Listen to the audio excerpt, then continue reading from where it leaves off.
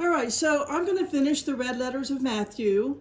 But before I do that, I've taken a break here for about a week now and just really diving in. I bought at least by now, I think 20 books on the gospel of Jesus. So that gospel of truth is actually called the way, and it is the way of truth. And it's more about consciousness than one would think. It doesn't just have to do with the physical reality of our daily lives. It's more about enlightenment, becoming the Christ that you are within, a higher rise in consciousness. Let me give you an example of that. This is fascinating because if you understand that the Vatican is all about fear, control, and money, and they had their hands completely editing throughout what they call the canonized Bible. All right, the teachings have survived. And Jesus has angels to ensure that his actual teachings, not only his, because he continued on after the cross, guys.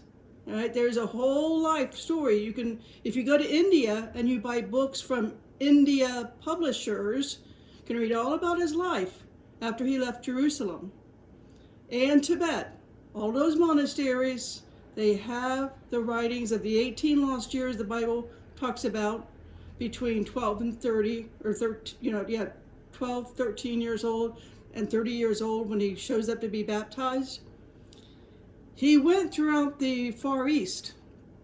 He took the Silk Road with wealthy merchants in a caravan throughout the Far East, and all of those studies he did with ascended masters in his day throughout India and Tibet and a few other places.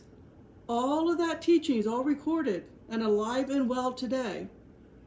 He also continued on the same Silk Road in the same fashion after the resurrection and continued to teach, as well as putting James the just, his brother, blood brother, James, in charge of Jerusalem. But then his real appointed apostles, which was not Paul, it was not Paul. Now most of the New Testament is Paul, okay? The bigotry and the narcissism of Paul has nothing to do with Jesus. So I hope for those people that are feeling condemned because they're in same-sex relationships, let that go, right? No judgment, there's no condemnation.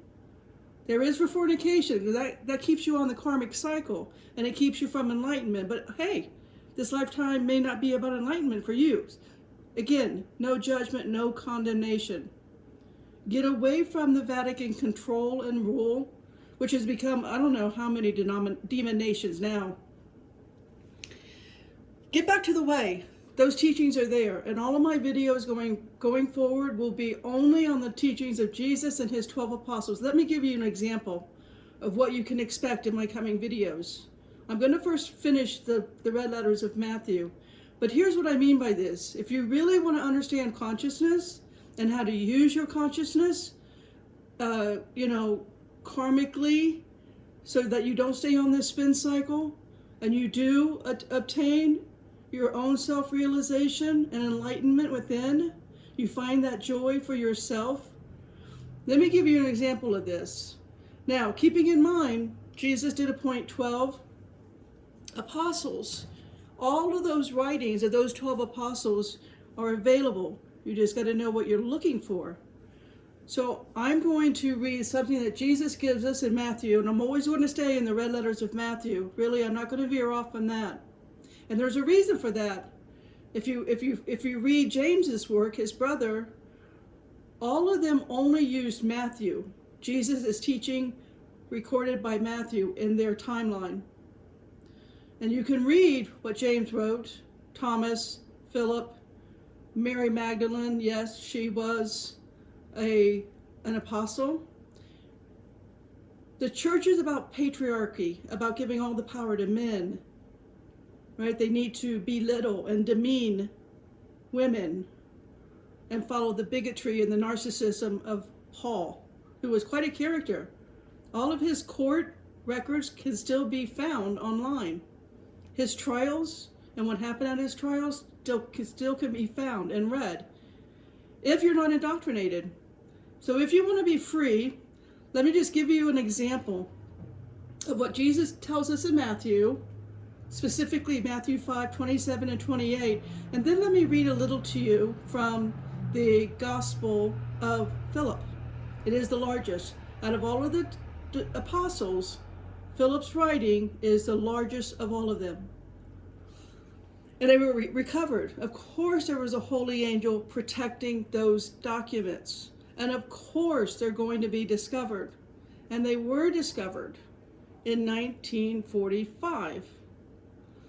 Because at some point in 300 something, I think it was 364 AD, one of the, authorities of the church decided that anybody teaching the way, anybody that had documents about the way, anybody who had books, to read about all the book burning campaign that went on. So you were not to be a follower of the way. In other words, the church hates Jesus and hates the apostles of Jesus, and instead embraces Paul, who is a false apostle.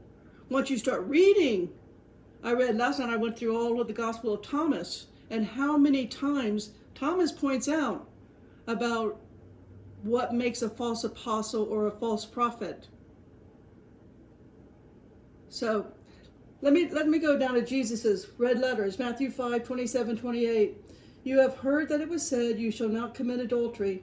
But I say to you that everyone who looks at a woman with lustful intent has already committed adultery with her in his heart. What might that be? What might that mean? Spiritually speaking, consciously speaking.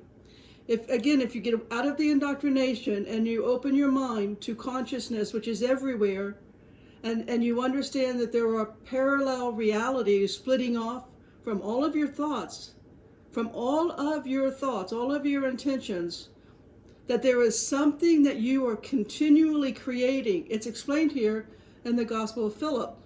It says, a woman's children resemble the man she loves.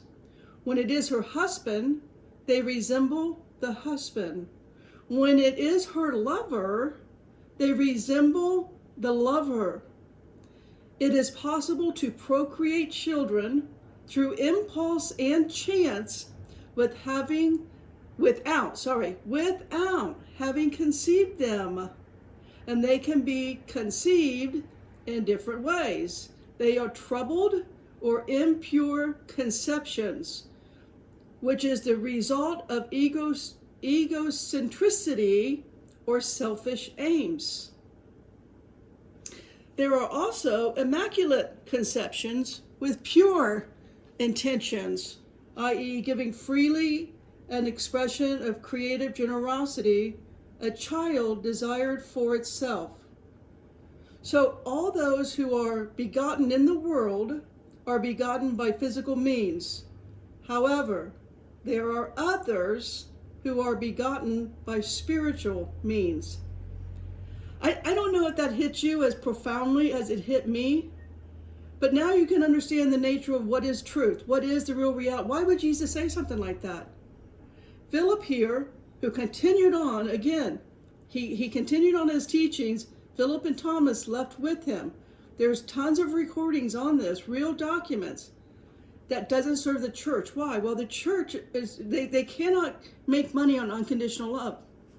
They cannot make money on consciousness and enlightenment. The only way they can make money is on control and fear-mongering and shame, and your life is full of sin. You're a dirty, hateful sinner. You need to confess. Right? That's Paul's teachings, none of which are true. So, if you're like me and you want to follow the way, and you want to follow Jesus, and you want to learn about enlightenment, self-realization, we're going to get it in all of the teachings of the actual real apostles that lived with Jesus, walked with Jesus, learned from Jesus, ate with Jesus, and carried on after the resurrection. Not James. James stayed in Jerusalem. But the rest of them moved on. They all left, went on the Silk Road, and spread out. Amen? Potter out.